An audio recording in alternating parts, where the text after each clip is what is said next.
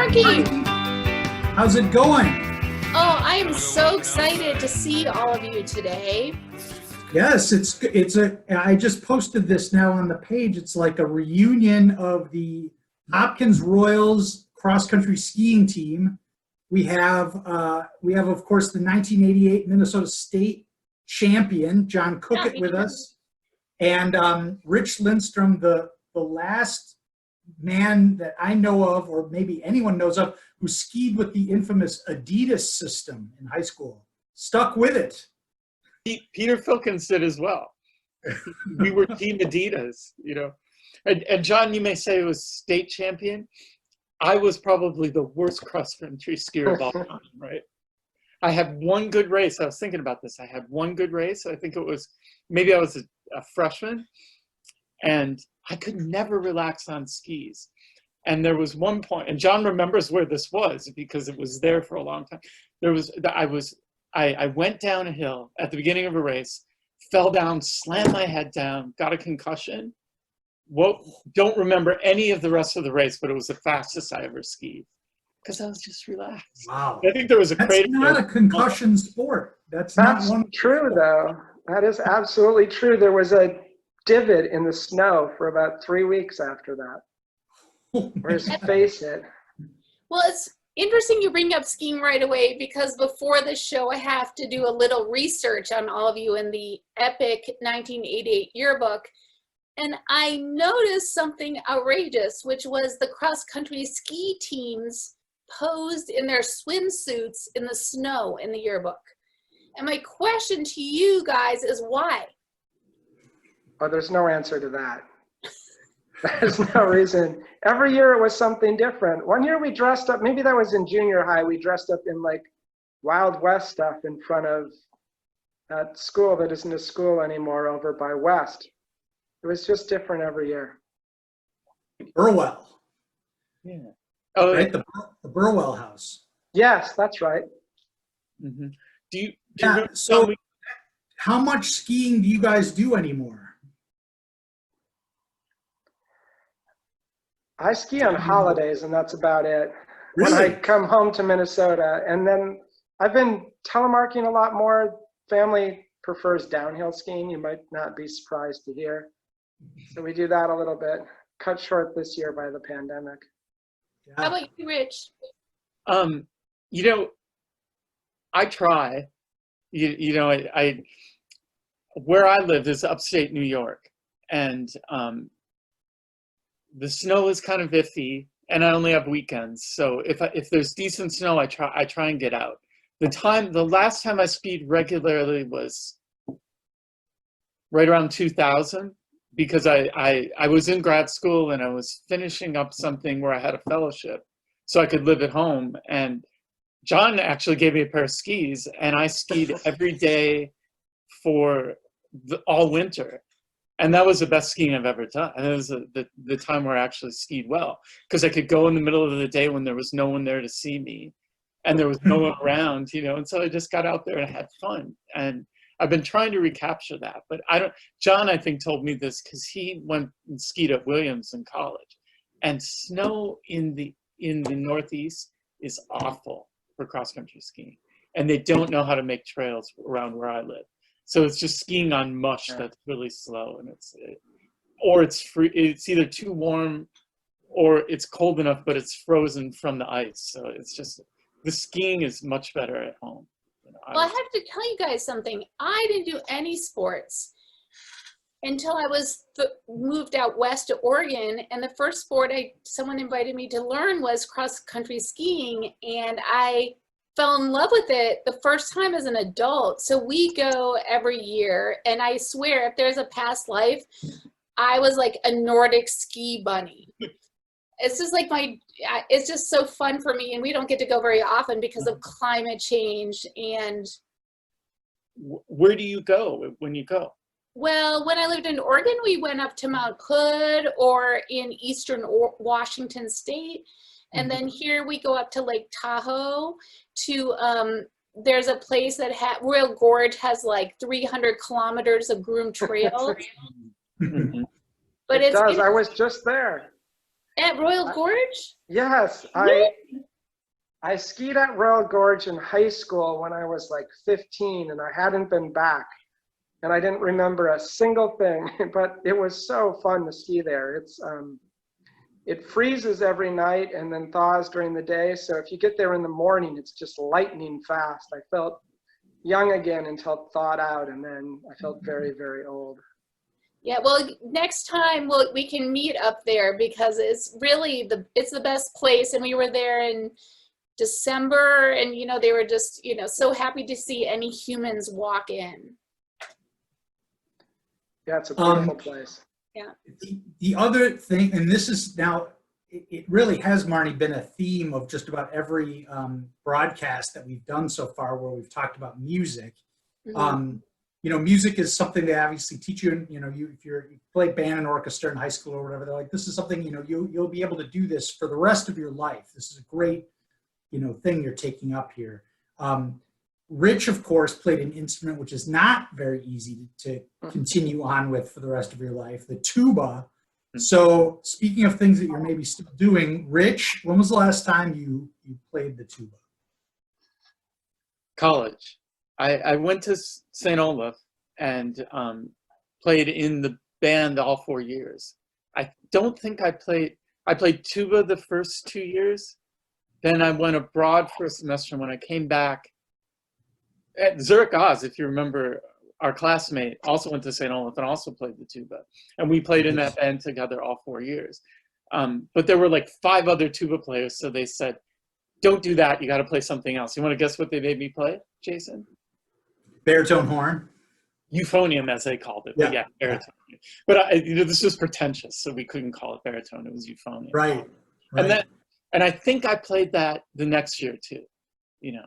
And tuba's really fun, and it has a really important, you know, part moving the band forward, but euphonium parts were more fun to play, so I enjoyed that, you know.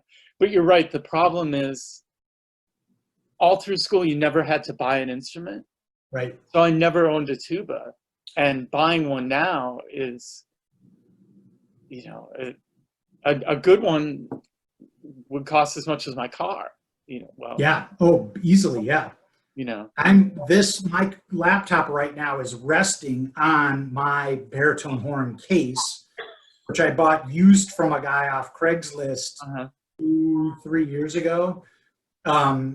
It was I want to say like about $150. It's a rough looking instrument, and doesn't sound that great, but I do play it. And but yeah, but that was definitely like, I played whatever final concert we played in senior year of high school till I bought this thing 2 years ago. There was no playing. Where have you been playing now? In my house. There's one gig. I've had one gig. A friend of mine, he plays in a band, and this sort of group of bands gets together in Madison every year, and they pick out like a separate year, and they play all like as many great songs that they can come up with from that year. They picked 1979. He and I were sitting at a bar, and he's like, I really want to play Tusk by Fleetwood Mac. But I need like a good horn section. And I'm like, I'm there with you, buddy. And I thought this would never actually happen, but it actually happened. So we played at a nightclub, and we all, you know, there were like 5 or 6 of us, including a guy with a tuba who like the band director at a high school around here, and a few other random weirdos. So that was pretty good. I don't know how many rock gigs there are for baritone players. I mean, I have hope. I mean, there's community bands everywhere, you know. For sure. Yeah. I'm saving, but you know, that's a long process. I'm saving, and eventually I'll get one. But also, the difference when you play in college, especially a college that's as big into music as the one I went to, and when you play in high school, is like your high school tuba is horrible, sounds horrible, ratty, you know. Mine often had stuff thrown in it. Of course. I once was digging stuff out, and there was a blueberry muffin that was old and moldy that we ripped out of it, and it sounded better after we got the blueberry muffin out. You think? But when you play in college, they give you a nice instrument. So now I'm like, well, I don't want to go back to.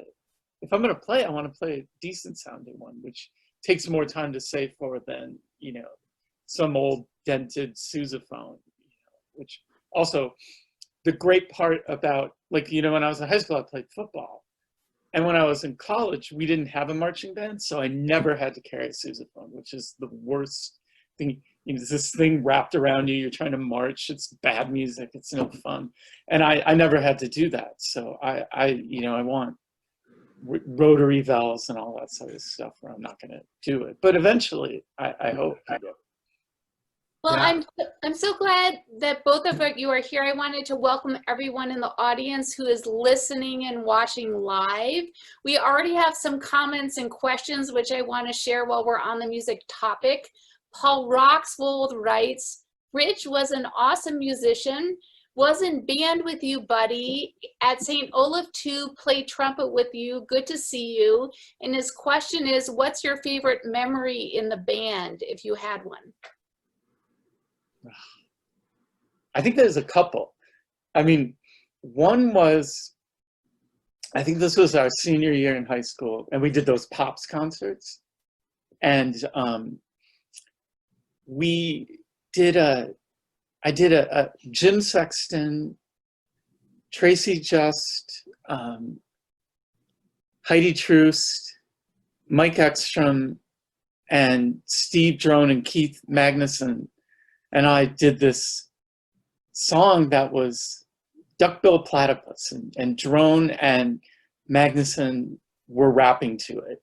And it was the wildest, craziest thing you could ever see. And just seeing, Steve, you guys know that Steve has passed, right? Steve just in being all out there like he could be was just such a joyful memory, And then there was another time where we played in the pep band for a hockey game, and Mr. Bates couldn't be there, so he told me to direct, and we were out of control. I think we were just playing constantly. Eric Haugen, if you remember, loved like I think he did it. He had a dream of being a sportscaster, right? And he played on the hockey team, and somehow Sexton figured out how to play the theme from CBS Sports. So he's just, whenever Haugen did anything, Sexton would just play that tune. We had so much fun. I think we were playing Minnetonka or something, so we were all crazy. And I think Eric's mother eventually had to come up and ask us to slow down the fight song because we were playing it way too fast. And I'm sure Jason was there because he was the thing that I remember about the pep band and the high school hockey team was that the team definitely preferred to take the ice to AC/DC's Back in Black instead of the Hopkins Royals fight song.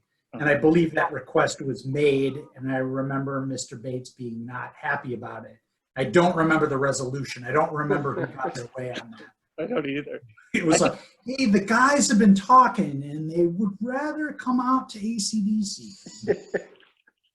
Should have asked for Rush. He might have allowed it then, but Well, one of the themes of our shows, which I'm interested in, is your friendship, the friendship of the guests that come on. And can you tell us, when was the last time you guys talked to each other, and have you maintained your friendship over these years? John? We have. I think that the most surprising thing about our friendship is that we've known each other our entire life. We grew up across the street from each other, and we were friends when we were born. Our parents were friends, and when Rich and I were in elementary school, I was very small, and Rich then was very big, and people were mistaken that we were brothers. And so instead of ever being subject to any bullying, I was completely safe because everyone was terrified of Rich. Yeah. I mean, unfortunately, that only lasted till second grade, right? But go ahead. No, I was going to say, I think we got through elementary school where you were considered to be a big kid, but Yeah, after not that. through high school. No. But yeah, I mean, I don't have a memory of not knowing John. I mean, it's kind of, I have memories of like, your parents had they built a big sandbox in the backyard, like a gigantic sandbox.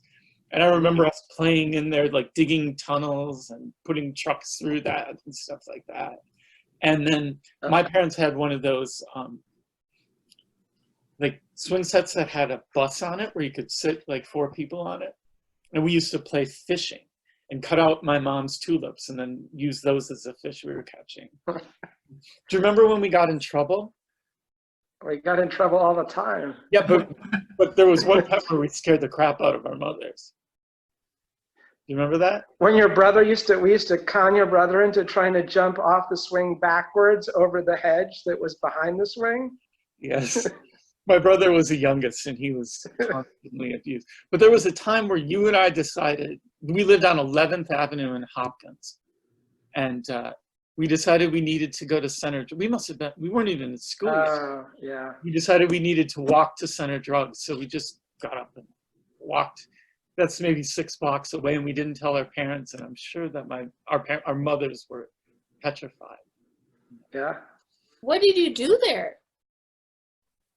Buy some Tried to candy? buy candy or something. We probably didn't even have money.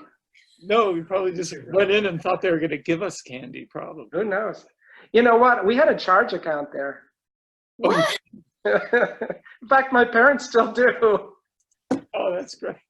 Wow. You can still walk in, bill it to Lenny Coequyt. Try it. That's great. Well, we were going to bring this up. I told, Marnie is the only North Junior High School person here in this group right now. So I had to explain to her that John's mother was a teacher in junior high.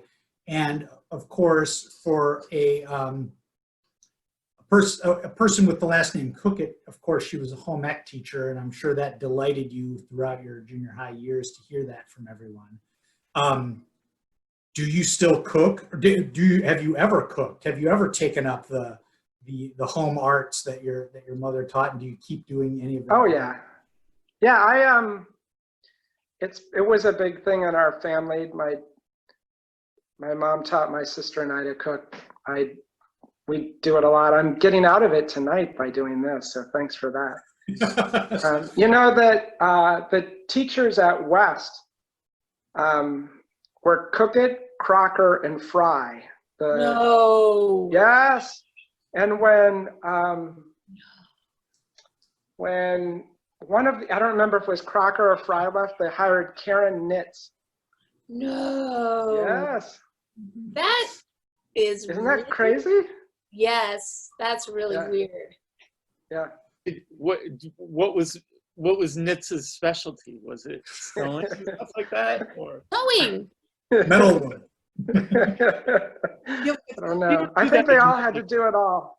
I was thankful you didn't point out the more embarrassing part of my mom's job was that she taught all of you all sex ed. Not me. I got out of it. Oh, that might be true. Oh, Yes, my it goodness. was true. I don't remember. So, Rich, you were a teacher. You were a professor, right? At some point in your career? yes, I after college I went to grad school and in history, and I got a MA PhD, and then I taught for 3 years. 1 year in Meridian, Mississippi. For some Is reason, that in the Delta? what's that? Is that in the Delta? Where is Meridian? Meridian's kind of in the middle of the state. Okay. It's not far from where they killed those 3 civil rights workers. Mm. You know, the movie. What was that movie? Mississippi Burning. Yeah, it might have been that one. Yeah, the one where Doug Jones convicted the guys after years, I believe. But anyway, so Meridian, Mississippi for a year, and then 2 years in Binghamton, New York, which is where I still live. I taught history, U.S. history. Did And you then, enjoy that? what's that? Did you enjoy teaching history? I did. You know, I thought I loved it. You know, and I was thinking about that because so what happened was I got here and I had what's typical for some. I went to Purdue for graduate school, and if you were an engineer, that'd be great. But as a historian, it's not very impressive letterhead, right? And so it's hard to get a job anyway as a professor. And when you don't have that sort of juice behind you, it's even harder. And I came here and I had 2 one-year jobs, which is really typical when you're starting out. But I looked forward and said, I'm gonna have a lot of these. And when I came here, I met my wife who had a tenure track job in the history department. And I said, I'd rather be with her than keep chasing these one-year jobs. So I went to law school. And I have to say that, like, grad school is a lot more fun. You've been to law school, right, Marnie? I went to law school as an adult like you. Yeah, I graduated from law school in 2004, maybe. I don't remember. Yeah, I was 2006. And Yeah. I have to say grad school is a lot more fun than law school. Law school is, I mean, law school, it's learning a skill, you know, and in grad school, it's really exploring the ideas behind a skill. Yes. And that to me was a lot more fun. And I really like teaching, you know. You know, you teach 2 different types of things in the places I taught. You teach a great big lecture class and then a small survey class. Mm-hmm. And I like them both, you know, because you get a chance to kind of perform. You write your lectures, you know, and you're performing in front of 100 kids, and you know, I'd structure them around the point where I thought I could get a laugh, and that would make my day. I'd be done, and then, you know, the small classes, you get to really talk about ideas, which was what I really loved about history anyway. So that was good. John, did you ever teach? I was a teaching assistant in graduate school. That's the closest I ever came. In what area? I got a master's degree in public policy, and I taught econometrics. Yeah, John, so you're with the Sierra Club now. How did you connect the dots on that? How did you, is this a job that the type of work that you envisioned yourself doing, leaving high school and going through college, or how did you wind up there? I didn't always want to do environmental advocacy.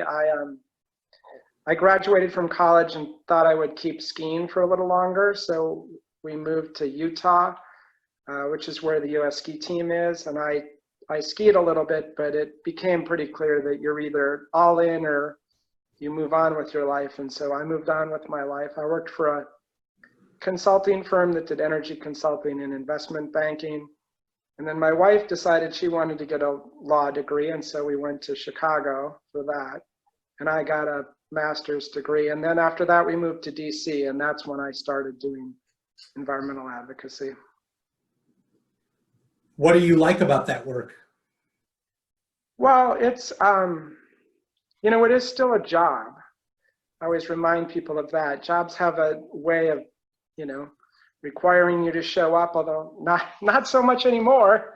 Right. But you know, having that element. But you know, it's an interesting job trying to move Congress. It requires a lot of you know, it's a big operation, and you know, the Sierra Club has the biggest base by far. We have the most membership of any environmental group in the US, and we have a huge anti-coal campaign that's you know, technical and has been incredibly successful. It's the biggest campaign that an environmental group has ever run in the US. And so I like being part of a winning team. Lately, being a lobbyist has been less successful than it had been in the past. Or, we'll see what happens at the election, but it's been a pretty rough 3 years. Well, one of the things that I have observed, this is our 10th show, by the way. Oh, good job. Welcome. Is everyone's great groundedness and humility. But John, you're an environmental hero. Tell us, what are you lobbying for? It's like, oh, Jason sent me your bio. I'm like, oh my God, I'm so grateful. So tell us a little bit more in your humble way about your work, please. Okay. So what people probably, the thing that we're trying to do is mostly move away from fossil fuels. What people probably don't know, at least on the power sector side, is that renewable energy is now cheaper than fossil fuel sources for the most part. There's some exceptions. And so we're trying to accelerate that trend. And Congress can do that with tax credits for renewables. It can do it by actually requiring power plants to install pollution control. And so it's a combination of legislative efforts and on the tax side, and not so much now it's defense, but with the Democratic administration, we push for actually requiring pollution control equipment on plants. It's a sad fact that still a large percentage of coal plants in the US lack modern pollution controls and are a big chunk of the pollution in our cities. So we've been pretty successful in that transition. About half the coal plants have retired in the past 6 years or so. And that's the main reason US greenhouse gas emissions have declined. We continue to push for that. There's bipartisan support for it. The public is incredibly supportive of cleaner air and water, and this is one of the easiest ways to get it. What's it like to testify in Congress? I've only been out there with signs and protests. Well, I shouldn't say that. I work for some members of Congress. It's so disappointing. I mean, the hearing process has been broken for so long. It's interesting to think about whether this move to virtual hearings can persist a little bit. Right. And that as a result, we could have potentially some more informative hearings, because we're not stuck with whoever is available in Washington, D.C. on that day that they decided they wanted to have the hearing 4 days before the hearing. Mm-hmm. But members aren't paying a huge amount of attention, and it's not the best advocacy route. I mean, sadly, it's money that matters to everybody. But, sometimes the hearings can be informative if it's something that members have an interest in and it's sort of new. They've been really interested in the sort of new clean energy economy. But sometimes there's a reason they don't turn those cameras around, because there's just sometimes the attendance at hearings is just pathetic. Yeah. I want to just make sure that I get some shout outs here to some people in the room who I'm sure both of you know. Tony Ceruno has said hello here. Doug Robertson is in, of course, friend of both of all of ours. Jackie LaRue is here, and Jim Sexton is here. We've all already heard from Roxwald. Anybody else who's watching and wants to get a question in quick here? I have trivia tonight, Marnie. I haven't prepared trivia in a while. It's Hopkins West trivia. John might have a leg up here because his mom was on staff at West. So Rich, we'll put you on the spot. Okay. Thinking of these things just makes me laugh immediately. Name 4 West Junior High School gym teachers. Go. Shows. Obviously. God, that's the only one I can think of. Really? Yeah. I mean, okay, remember the guy who coached football and was played for the Gophers? No. Prodzik, Oh, yeah, yeah. and Mr. King. Don't remember him. And then most of us who were in band had a woman gym teacher at West. Do you remember her or her name? John? I remember her, but I don't remember her name, you know. Okay. John, you don't know? You don't remember? Oh, Mrs. Manning. yeah. Yeah. I remember Yeah. Mrs. Manning mainly because she was the advisor for the bowling team. Uh-huh. And Jake Wozy and I decided to be on the bowling team one year.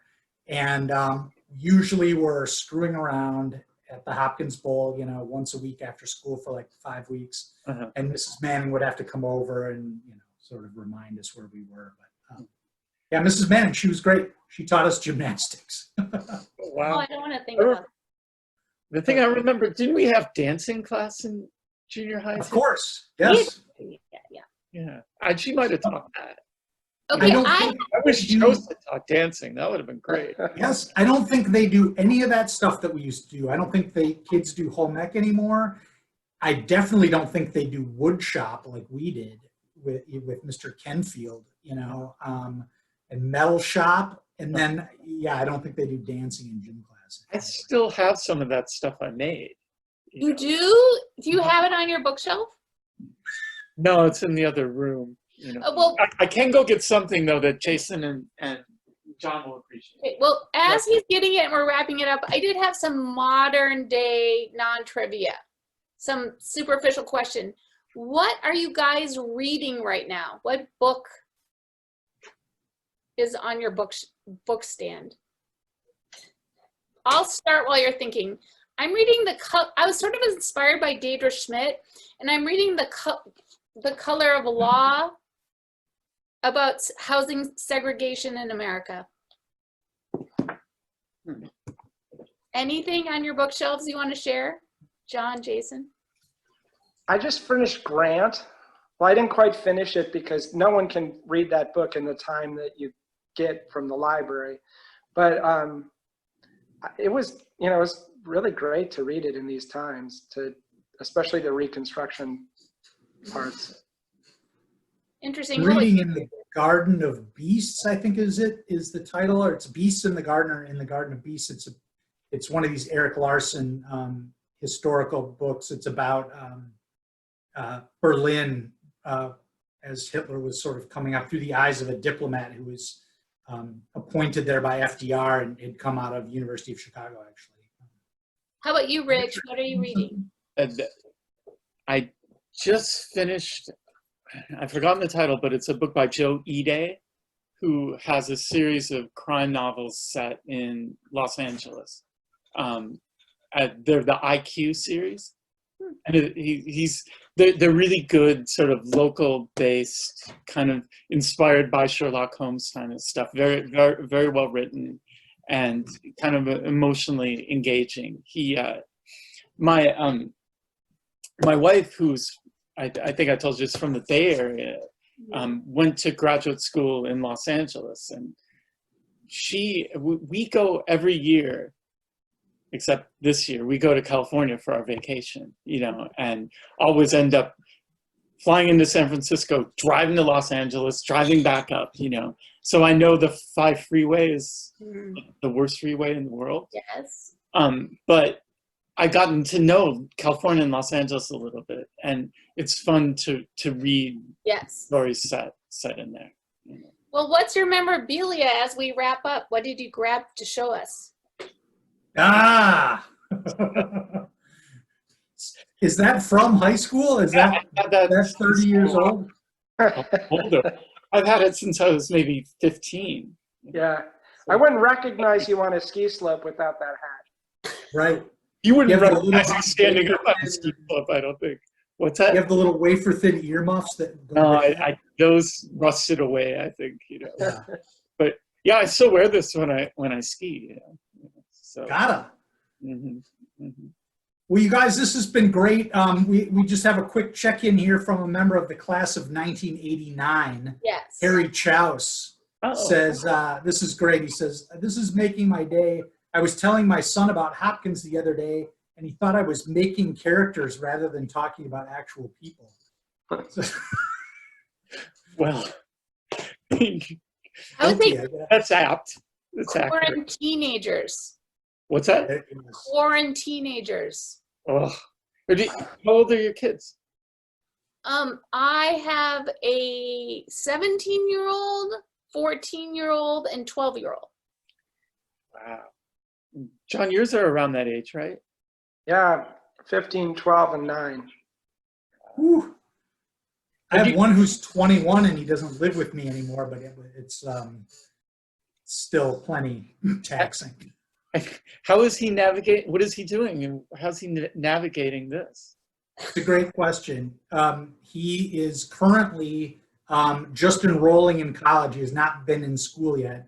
So he's just enrolling in college for the fall. I sort of said, hey, this would be a good time to do that. Mm-hmm. He'd been working in kitchens as a cook primarily, which is a great job to have in Madison, Wisconsin, and you're allowed to sort of, do whatever the hell you want. You could always get jobs literally until March 15th, when obviously that career came to a screaming halt. So I think he really thought that he might make a career out of that, and then the economic reality of the current situation sort of throttled him into reality. So he's going to be starting in the fall? Starting in the fall, yeah. It's an adventure. It's been fun to go through the process with him of lining up a guidance counselor and looking at classes and everything. So, yeah. Well, I think that's about it from us, you guys. Thanks a lot for joining us. John, you're in northern Minnesota. Rich, you're in upstate New York. Mm-hmm. Great to see you both. Great to Next see Barney, as always. Thank you. Yes, next week, just so we know, we have Karen McIntyre and Jenny Anderson are joining us. And then on August 4th, I have just confirmed Secretary of State Steve Simon and Professor of Law Adam Samaha will be joining us. So Jason and I are going to keep doing this until we interview all of you. That's right. Let us know if you want to get on the show. Well, we'll probably let you know, but yeah, we're talking to a bunch of other people. It'll be great. So Bye. have a great week, everybody. Thanks, guys. Say hi to your parents for me. Yeah, same.